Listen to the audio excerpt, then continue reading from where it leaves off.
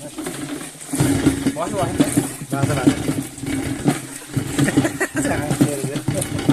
साथीहरू, यो मही खाने भए आउनु होला। मैले यहाँ बिहान बिहान आज 6 बजे नै 5 बजे उठेर यहाँ मही बनाउँदैछु। दाइ भह भरे त भह त यहाँ केही त्यो आवाज आएन भने केही होइन के भने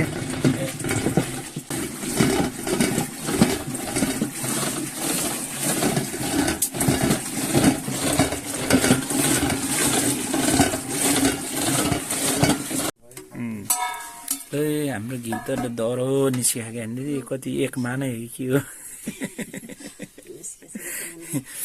यहाँ घिउ छ। यही माइल दाइले फेरि यहाँ आमा 1 कराई दुध।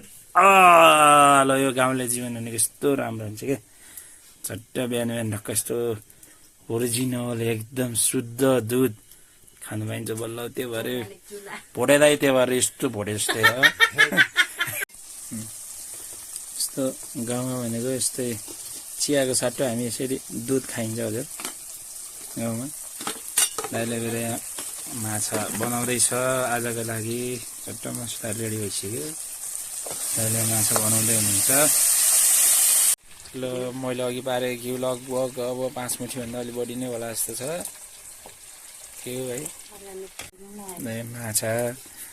अब हिजोको माछा आज यसरी पकाएर खाइन्छ। भिलेज लाइफ त्यसै गाउँले जीवन चाहिँ एकदम रमाइलो हुन्छ। सबैजनालाई त्यो गाउँले जीवन चाहिँ साह्रै मजा लाग्छ। जस गाउँमा चाहिँ यस्तो हुन्छ ढक्क कोदोको रोटी है चट्टा आगोमा यस्तो बबाल। पर्वततिरका मान्छेले चाहिँ यो यस्तो छ नि घिउ यसरी जोपेर खाने चाहिँ यसरी यार मिठो हुँदो रहेछ जस।